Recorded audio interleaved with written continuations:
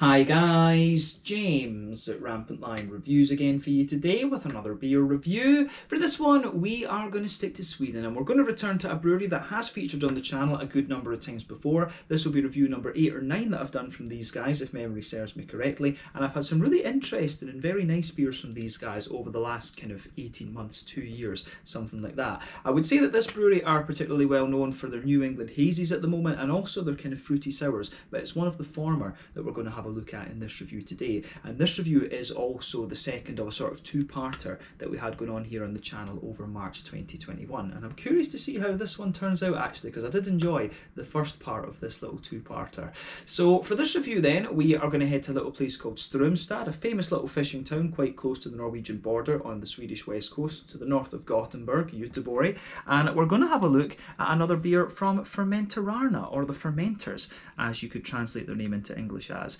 So for this one, we are going to have a look at the Celebration Battle Niclas. Again, this one comes in at 6.5% ABV. It's a New England IPA, hazy IPA, whatever you want to call it. And this is the second of two beers that they brewed to celebrate their 3rd anniversary. So yeah, this was released as part of the Lokal och Småskalig assortment through Systembolaget here in Sweden for March of 2021. And it was released along with this one, which was the Celebration Battle Anna, which you saw me review a couple of videos back. I really enjoyed this one, so I have to say I'm very curious to see what this one has in store for us. So yeah, 6.5% New England IPA, and fingers crossed it turns out to be as good as Anna's one. So yeah, let's see how we get on. So yeah, as always with my reviews then, I'll tell you a little bit about the brewery before we taste the beer. If you want to get straight to the tasting, just fast forward. All the usual links are in the video description below. That's the brewery website, the link to my other reviews that I've done from Fermenterarna before, and you will no doubt see more added to that list in the fairly near future. But there's all the usual social media down there. If you want to see more reviews, do please consider subscribing to the channel. The whole channel, of course, has a geography-based tagging system, so you can go into the homepage and search for beer based on country, city, state, county, province, prefecture, whatever it is you happen to be interested in. Do check out the playlists of beers from different countries. There is one there for all the Swedish beers that I've reviewed for you. That's constantly being added to. And as always, please do get in touch and let me know some of the other beers and breweries that you guys would like to see me review. It's always great to hear from you guys that are watching the videos, and the support that you show the channel is hugely appreciated. So anyway, to tell you a little bit about Fermenterarna then, on to my brewery notes. So Fermenterarna, as I've told you in previous videos, was founded by Niclas and Anna Claesson, and they founded the company together back in 2018. So they're still relatively new on the block actually. But the brewery can be found in Strömstad in Västra Götaland, as I mentioned earlier, quite close to the Norwegian border and to the north of Gothenburg, Göteborg. Quite a famous fishing town from what I gather, and supposed to be very picturesque. Hopefully I can get up there at some stage and take a look at it. But both of these guys, Niclas and Anna, actually have different stories of how they kind of got into beer. So for Niclas, he was in a bar one day and he ordered a beer without knowing what it was, and that actually turned out to be the Dugas Tropic Thunder, which is one of the kind of cult classic sour beers here in Sweden, I would say. And I would recommend that you check that one out, and Dugas Brewery generally. Awesome brewery. But that was his introduction to craft beer apparently. Anna, on the other hand, had a long history with things that fermented, and she actually runs the restaurant Kostas Trädgårdar, and she'd fermented, sauerkraut, I think, sourdough bread and, various other kind of things actually. So she had a big interest in things that fermented. But then they got into beer. Both of them got into beer together. But the brewery started out with a very small 200-litre brew kit and some tanks. And then in late 2018, they took a break to expand the company after their beers were received very well at different beer festivals. But they now boast a new facility with 2 500-litre brew kits and a total tank capacity of 17,000 litres. And they were aiming to brew around 50,000 litres over the course of 2019, but they said that their equipment was capable of brewing 250,000 litres of beer per year. I think they did meet that, and I'm sure that over 2020 I read somewhere that they brewed around 100,000 litres, but that I think was in a blog post, and I'm not sure exactly how accurate that is, so I will need to check that out. But yeah, these guys anyway They've been doing some really, really nice beers, and according to Untappd, as of March 2021, when I'm filming this review for you, these guys have produced in the region of just under 100 different kinds of beer. Like I said earlier, they're mainly known for their kind of New England hazy IPAs, some of their kind of fruity sours as well, but I do hope that we can see like a West Coast IPA or a black IPA from them over the next little while. But yeah, that's all I can really tell you about Fermenterarna for the moment. If you want to learn more about these guys, as always, you can check out the brewery website. You can follow them on Facebook and Instagram to keep up to date with all the latest goings on, and you can check out the Rate Beer, Untappd and Beer Advocate pages to learn more about all of the different beers that they've done. So yeah, let's get on and have a taste of this one then. I'm really curious to see what this beer has in store for us. So there you can see Niclas sitting on the front of the can and looking very, very happy with himself, maybe because he's just made a beer. But yeah, it says on the back of this one here, happy 3 years anniversary. To celebrate the 3 years anniversary of the Fermenterarna's first ever sold beer, the two figures behind the brewery are arranging a beer battle. So Niclas says, my beer is a sweet, golden yellow IPA in the New England style. I used hops from both the northern and the southern hemisphere. The beer is hot with Galaxy, Nelson Sauvin, Simcoe and Idaho 7, and the combination brings out a dank, peppery character with hints of pine, pineapple and grapefruit. Niclas. So yeah, as we know, Galaxy comes from Australia. That's got a big kind of passion fruity note from what I remember, about 14% alpha acid. Nelson Sauvin is a beast from New Zealand, about 16% alpha acid, but lots of kind of you know, white and green grapey flavours out of it. A little bit of almost kind of gooseberry actually as well you can sometimes have.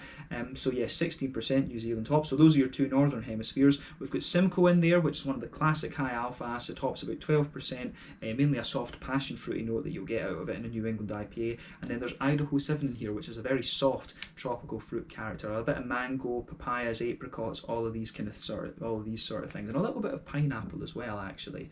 But yeah, I think this one could be a very, very interesting one. Anna's one, on the other hand, as I mentioned in the other video, Anna's one had Idaho 7, Mosaic, Citra, Amarillo and Azaka, and it also had a little bit of honey in it from a local honey producer as well. So yeah, I'm curious to see how this one turns out. In my experience, the Fermenterarna New England IPAs have got a really nice and soft mouthfeel to them. They're very kind of smooth and drinkable in that sense. You know, you could easily just tan these, and I've had some really interesting examples of New England IPAs from them in recent times. I still think the best one was just the one that was simply called IPA. It had a big hop flower on the can in the front of it, and I think that was the best one that I've had, but that was the first one I had from them in quite a long time. But since then there was the Dressed for Swedish Summer, which was also very good, and I think there was the other one was called Keep On Climbing, and I thought Dressed for Summer was a bit better than Keep On Climbing. But yeah, I enjoyed Anna's one and I enjoyed this one, but I still think the best one I've had from them is the original. But then again, you know, if you have a beer that really kind of strikes you and it's a nice introduction to brewery, you're going to remember that a little bit more than some of the ones that come after, I think. So maybe there's some sort of psychological thing going on there, because, you know, Scottish, genetically insane, but there we go. But yeah, 440 milliliter can. This one you can see on the side of the can there is the Fermenterarna symbol there, which is quite nice. But 440 milliliter can, I think I paid 45 Swedish kroners for this, so €4.50, about £4 sterling, and I would guess in the region of $5.25 American. Gold top on the can, 6.5% New England IPA once again. Let's get it out and we'll get on with the taste. And always nice to have some new beers from Fermenterarna, and I'm sure you'll see more reviews from these guys over the next little while. But yeah, I was impressed with Anna's one. A lot of orangey leaning hops in that one, but I have to say I am a fan of Galaxy and Nelson Sauvin as well, so I've got quite high hopes for this. So yeah, we'll see how we get on with this one. Yeah, I did think about doing these in a kind of dual review if you like, but I actually prefer to enjoy beers on their own, to be honest, with a fresh palate, so that you can appreciate the full thing. The other issue is I'm not used to my new editing software with this GoPro camera yet, and I wasn't sure how much disk space I actually have left on my computer, so I thought I'll just do two separate reviews because I can upload them and things like that. But there we go. Maybe if they do another thing for their 4th year, if they do another beer battle for their 4th year, a West Coast IPA battle would be really interesting. So I hope that they end up watching this video and they think about that. But yeah, it would be cool if they do a 4th year one. I will try and make sure to do both of them together actually. But yeah, there we go. So as you can see with this one, This has poured a lovely kind of bright yellow colour. You can see there's about a solid finger of a frothy, I would say perfect white head on this one. I wouldn't call it creamy or anything, perfect white. One or two big bubbles sticking towards the side of the glass, a few little ones going up towards the bottom of that head there. And I mean, overall, this beer looks pretty much as you would expect from a New England IPA. If we shine the light through it, you can see that this one isn't the haziest and soupiest and gloopiest of New England IPAs that you're going to come across for a 6.5%er, but you know, the level of haze that you get in these beers varies from brewery to brewery. It's dependent on the amount of oats and wheat that you have in the beer, as well as the barley malt. The yeast can also play a kind of role in this as well. And this one, in terms of colour, I would say, you know, it looks like a really kind of bright mango juice actually. So yeah, you remember the colour of the beers depends on, one, the type of malts that you use in the first instance, and two, the length of your wort boil. The longer you boil the wort, the more the sugars kind of caramelise, and thus you get a darker colour. But it is dependent in the first instance on the type of malts that you use. Barrel aging and adjuncts will also play a role, but obviously not in this beer because it is, you know, a kind of straight up purist style, if you like. But yeah, in terms of a New England IPA, nothing particularly surprising about this one. So let's have a closer look at the aroma and see how we get on with this then. So yeah. Ooh, that does smell pretty nice, I have to say. Yeah, yeah, this has got a lovely kind of soft bready quality to it. Definitely, you've got a lovely kind of big white bready kind of element to this one. That's the backbone of this beer, a very soft, kind of fresh, doughy white bread in there. You can get little hints of bread crusty qualities out of this one. And I think, do you get some wheat out of it? I think there's a wee bit of wheat. Yeah, you do get a wee bit of wheat at the back of the nose. And there's definitely some oaty notes in this as well. So you can smell the oats the more that you smell of this beer, definitely. I think there's a wee bit of that oaty kind of powdery note comes out of the beer. But for me, this one leans really a lot towards that kind of soft, white bready character. And as I said earlier, I've always found that the Fermenterarna IPAs come out with a very nice... I've always thought that the Fermenterarna IPAs come out with this very nice, soft and really drinkable mouthfeel. But definitely not as sweet as the Anna was. Definitely not as sweet as that, and I think the Anna one had a little bit more of a wheaty bitiness to it as well. This one is distinctly more bready actually, but remember the Anna also had that little bit of honey in it. Because with this one, I don't even really get any sort of Werther's Original type sweetness out of it, that little butter candy thing that you can often get in New England IPAs. This one is pretty much straight up soft white bread, little bit of bread crust, and then the more you smell of it, you do get a tiny little hint of that wheaty sort of thing. But it's bread all the way for me. It's big and bready all the way, I would say. So yeah, the aroma of this beer, I think, is really quite interesting. It gets a thumbs up from me, absolutely. I do like how this one goes together actually. But yeah, in terms of the green side of things for the hops then, there's a little teeny bit of earthiness out of this one, but not a lot actually. I do get a nice big green component, and for me the green component in this one is it's quite deep. I don't find it overly spicy. It's just quite a nice deep green component. There's a good little bit of grassy zestiness in there as well, which I do like. And yeah, I think the aroma of this beer just goes together very, very nicely. So yeah, the grassy side of this beer, I think, goes together very, very nicely. So lovely kind of grassy zestiness to it, a little bit of a deep floral aromaticity there, and a wee touch of earthiness. I think overall that works out really, really nicely in this one, and the green component kind of matches the depth of the green in this one kind of matches the sort of bready malt base that it has actually. But on the fruity side of things, it's quite interesting because there's a mix of oily and soft tropical sort of things going on with this beer. And I mean, again, I said this about the Anna as well, this one really kind of matches the vibe that you would expect if you've tried a few of the beers from this brewery before. So yeah, on the fruity side of things, you can definitely smell a little bit of that white, green, grapey note. You can smell a little bit of that. It's almost like an oily gooseberry in this beer though. You can smell the Nelson Sauvin coming out of this one right away, and I really like that. But if you take the aroma in, quite deeply in this one, if you take that in quite deeply, you'll get the kind of you will get those kind of softer tropical notes in the beer as well. I don't think the Galaxy really shows its head all that much in this beer, to be honest with you. Galaxy for me always had quite a pungent passion fruity note to it. It could have a few other complexities like a little bit of pineapple and things like that, but I'm getting more of the softer passion fruit from the Simcoe and the kind of apricots and papaya type things from the Idaho 7. The Galaxy for me is a little bit hard to get in this one, but the Nelson Sauvin for me is definitely there. If I sugar the beer up, let's see what that does.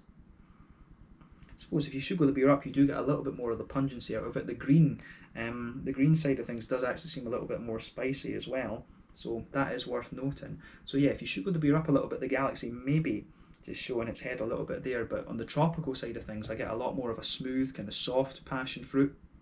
And then I also get those lighter notes from the Idaho 7. So I can definitely pick out the Simcoe and the Idaho 7 quite easily. The Nelson Sauvin with the white, green, grapey sort of things is coming out quite nicely as well. But I do find the Galaxy just a little bit harder to come across in this one. So yeah, I do like how the aroma in this beer goes together. Nice and soft and tropical, and it's got that wee bit of oiliness that you expect of the Nelson Sauvin. So I've got a good feeling about this. I do have a good feeling about this one. So let's fire the last of it into the glass, and we'll see. No sediment on the bottom of the can with this one. And it does look as if it's got a wee bit more hazy. Does have done that, but yeah, OCD now satisfied. Let's have a taste of this beer and see how we get on. So this one is the the Celebration Battle, 3 years from Fermenterarna in Strömstad. The Celebration Battle Niclas, the second of a two-parter from Fermenterarna here in Sweden. 6.5% New England IPA. Let's get stuck in. Slange, skål, cheers.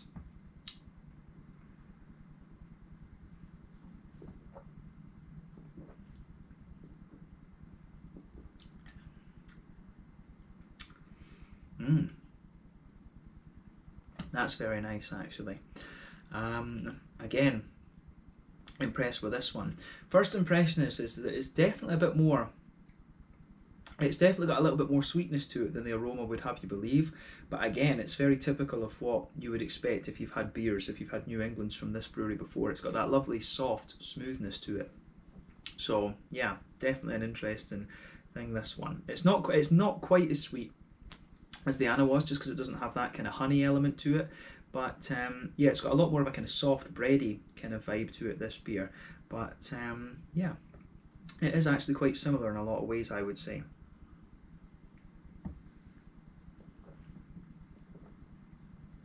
The main difference would be the fruity notes and the lack of a sort of orangey component in this beer. So yeah, I guess between the two it probably depends what you want. If you want a more orangey leaning one, go for the Anna. If you want a more kind of soft tropical one, then this is probably the one to go for, I would say. So yeah, but then again, you've got the Nelson Sauvin with its kind of thing going on here as well. I love a bit of Nelson Sauvin. I do love a bit of Nelson Sauvin. So yeah, I mean, it's hard. It's really the first question that's going to come up is which one do you think's better? But I think they're both. I think they're both just as good, to be honest with you. It just depends on what you want. I like both the Nelson Sauvin sort of things, and I like the more orangey leaning IPAs as well. And apart from that, there's not that much to choose between them, I don't think. So yeah, just have both of them. Just enjoy, have a can of each and try them next to each other. But they've both got they've both had a soft tropical element to them. They've both got that nice kind of soft bready sort of thing you expect from Fermenterarna. So both well executed beers. But yeah, let's focus on this one then and break down the flavour a little bit more for you and describe it nicely.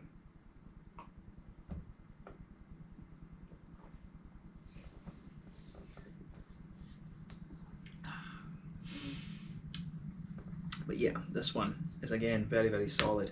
So yeah, straight away with this beer then, you can feel that nice sort of soft white bready quality just blanketing the middle of your palate there. One thing I would say about this too is that you get a little bit of a kind of graininess. You get a little bit of graininess underneath the bready side of things there as well. So a nice kind of, as I say, nice soft white bready sort of thing, but there is a wee bit of an almost knäckebröd, like crackery sort of thing underneath in this one as well. And I didn't notice that in the Anna, I have to say, so that's a little bit different. But yeah, soft white bread, a little bit of a kind of bread crusty element to it, and a wee bit of a kind of grainy knäckebröd type thing. But either side of that middle third of your palate, you do get a bit of a thicker white bready note in there. That kind of builds up. You get a few kind of more grainy bread crusty elements to the beer as well, which I do quite like actually. And then on top of that kind of soft white bready note, you can get the more oaty kind of presence out of this beer. The oats do show themselves a little bit more in this one, and I think that's because the other one had the honey in it. So yeah, there is definitely a wee bit of a, basically if you go down the middle line in that middle third of your palate, you get that soft oatiness in there, and it does get a little bit more kind of powdery and slightly drier the further you go into the aftertaste. So yeah, I do like how that goes together, to be honest.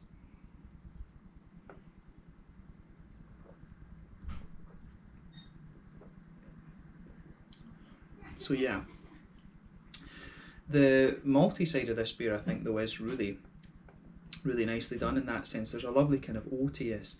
As I say, you get the nice oatiness in the beer, but when you go into the back third of your palate, you can feel there's a bit of wheatiness in there, and that thickens up a little bit. So there's a nice wheaty, slightly bitey note at the back of this beer, and it's a little bit more obvious in the flavour than it is in the aroma. I didn't really get a lot of wheatiness out of this beer in the aroma at all, but you get a wee bit of bitiness there. Then you can feel the thickness of the beer in that back third of the palate is just a bit higher, but then as you move further forward, you can feel that the thickness just gradually drops away, and there's a little bit of a kind of yeasty sort of thing coming out of this one as well. So I really like how that side of this beer goes together actually. So yeah, the malty yeasty side of things in this is what you would come to expect from Fermenterarna if you've had beers from these guys before. So pardon me, definitely. Oh, you get a wee bit of getting a wee bit of gas out of this, but it's a lovely beer actually, and kind of what you would expect from Fermenterarna, absolutely. So yeah, I think that covers the kind of malty yeasty side of things. So let's move on to the hoppy side of the beer. This one, it does in fairness, it does sweeten up a little bit the further you go into the aftertaste as well. So perhaps in the very centre of your palate, you've got these slightly alcoholic flavours coming out, a little bit of that Werther's Original butter candy type thing. So yeah, definitely a wee bit of that in here. But on the back corners of the palate then, onto the hoppy side of things, there's definitely a wee touch of earthiness pushing its way out of this beer. Definitely getting a little bit of that. I'm not sure exactly what hop that would come from, to be honest, out of the ones that's in here, because none of them are particularly well known for their earthiness, to be honest with you. So maybe there is another bittering hop in here, like a little bit of Columbus or something, but the majority hops in this beer will of course be late addition hops. Remember, when you add hops into your beer, when you're talking about the wort boil, if you add the hops early on, that's when you get the most bitterness out of them, and then you've got a progressive kind of trade-off between bitterness and kind of flavour and aroma as you go through the wort boil. Usually a New England IPA would have somewhere between like a 70 and 90 minute boil, if I remember correctly. Correct me on that if I'm wrong, but I'm sure that the New England kind of sits roughly in that time bracket actually. But yeah, on the, as I say, on the green side of things, a little bit of a nice, as you move further forward on this one, it's got a wee bit of herbal quality, then it gets nice and kind of floral. I wouldn't describe this one as being overly spicy, but there is a wee touch of spiciness to it on the side of the palate, but it's got a nice kind of floral aromatic note, not quite as bright as the Anna was, I don't think, in that sense, but then round the front curve of the palate, there's a little bit of grassiness in there as well, and it's not too zesty a grassiness, come to think of it. It's just quite a nice kind of mild grassy quality actually. So yeah, it's interesting. It is interesting. I would think that out of the two, this one would be a bit more bitter because of the Nelson Sauvin, because the Nelson Sauvin's got a higher alpha acid than any of the other hops that have been in either of these two beers. Nelson Sauvin's a big 16% beast, remember. So yeah, but it depends when exactly you add the hops in the boil, as I said. So yeah, the green side of this beer is kind of what you'd expect, but let's focus on the fruity side of it then. So as I always say, on that front third of your tongue, that's where you get that nice oily bubble where those juicy fruity esters just roll their way out of the beer. And the basis of that front third of your tongue in this one, you've got a nice bit of a smooth, soft, white bread. You know, underneath there's a wee bit of an oaty dryness in there as well, and a little bit of a kind of bread crusty sort of thing. So yeah, quite a few interesting things going on in this beer, absolutely.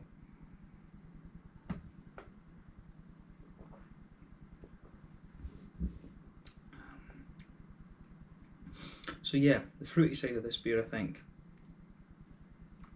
the fruity side of this beer is pretty much what you'd expect from the aroma, to be honest with you. There's nothing surprising in that sense, and if you know these hops, and I'm familiar with all four, that are in this. It's not surprising. So yeah, let's kind of focus on that. So at the back of that front third of your palate, you do get a wee bit of a kind of more pungenty, passion fruity note out of it. I do find, I'm just surprised at how, with Galaxy, I've just always thought of Galaxy as a big pungent passion fruity sort of thing, and I don't get so much of that out of this beer. There is a wee bit of pungent passion fruit there, but the Simcoe that's in this has the potential to contribute to that as well. But very quickly as you move further forward on this beer, you'll get a softer passion fruit out of it, maybe a wee tiny bit of mango, but not a lot of mango in this beer. But then you get the softer notes of the Idaho 7 coming out. You get that apricot-y type note, and then the further you go into the aftertaste, you'll get a wee bit of the very soft papaya out of it as well. But on the front half of that front third of your tongue, you get that oily, that oily white, green, grapey sort of thing from the Nelson Sauvignon. And I do think that is actually the most kind of prominent and most kind of pungent flavour out of the beer. It almost comes across as a little bit more gooseberry-like the further you go into the aftertaste with the beer. So yeah, this one's interesting in that sense. This is a very straight shooting beer. This one, I think the Anna had a little bit more complexity to it than this one does, in honesty. So yeah, it's as I say, passion fruit, a little bit of mango, and a bit of a soft, a bit of that softer apricot papaya type thing, and then the Nelson Sauvignon elements on the front of the tongue there, which are very distinctive. So yeah.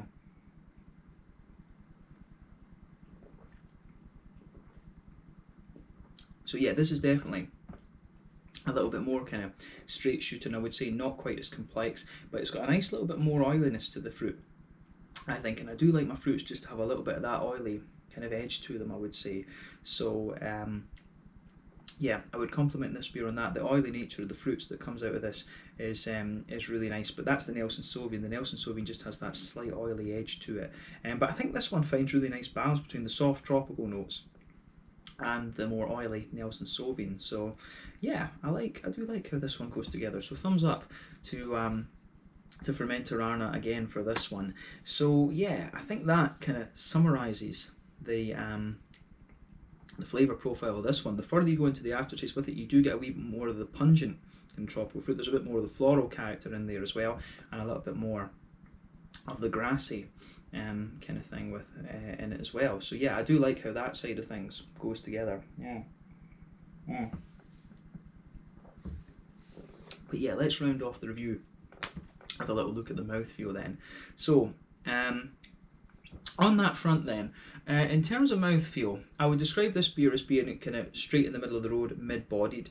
It's typical of what you would expect from this brewery. You've had their New England IPAs before. The carbonation is very, very smooth. There's a little bit of, just that very smooth quality to this beer. There's a wee touch of oiliness, I think, from the fruits. But just again, it's just very, very smooth. The bitterness in this beer is not very high. It's somewhere between 20 and 25 IBUs, which is typical of the style, and again, typical for this brewery. Malty base is very, very smooth. Like I said, you get a little degree of sweetness out of it the further you go into the aftertaste, and you've got some nice juicy fruits to it. The tropical side of this beer is quite juicy, but then you get a little bit of oiliness out of it from the Nelson Sauvignon as well. But yeah, I think this one is really, really quite nice. I think it goes together. I mean, I have to admit, I think when I look at the tasting notes that are on both of these, I think I actually agreed a little bit more with the tasting notes on Anna's one than I did on Niclas's one, because he says in this one, peppery, pine, pineapple and grapefruit. I don't get so much. I get a softer passion fruit out of this. For me, grapefruit is a little bit more pungent in a sense, so I get more of a slight passion fruit out of it. I get a bit of apricot and kind of things in there as well, but then I also get the kind of gooseberry notes of the Nelson Sauvignon, and I don't find this beer really piney. I do find it more kind of floral. I can see what he says about the peppery thing. I think you do get a bit of spiciness building out of this beer the further you go into the aftertaste, and that would make me suspect that there is a wee bit of Columbus in this. But then again, Nelson Sauvignon, if they've used that in the early stages too, that could be a potential culprit, if you like. So yeah, that is one thing to point out. I do agree with Anna's tasting notes a little bit more than I do with Niclas's ones, but beer is subjective. Different people kind of perceive things slightly differently.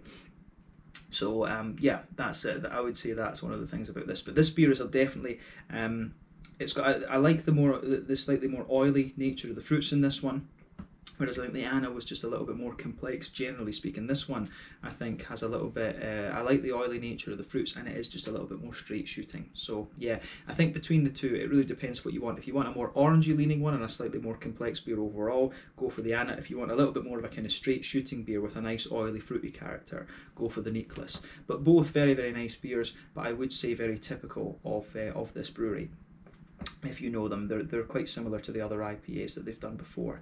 So yeah, I think that's a nice way to round off, other than to say happy anniversary to Fermenterarna for this one. So yeah, happy 3rd anniversary, and I'm sure there'll be many more to come. So yeah, let's leave it there. Once again, thank you for watching my beer reviews. Until the next time, please like, subscribe, share, all the usual YouTube stuff. Let me know your own thoughts on this beer in the comment section below. Let me know what your favourite beers are from Fermenterarna. We will no doubt return to these guys at some point fairly soon. I'm sure there'll be another beer in April that I'm interested in from these guys.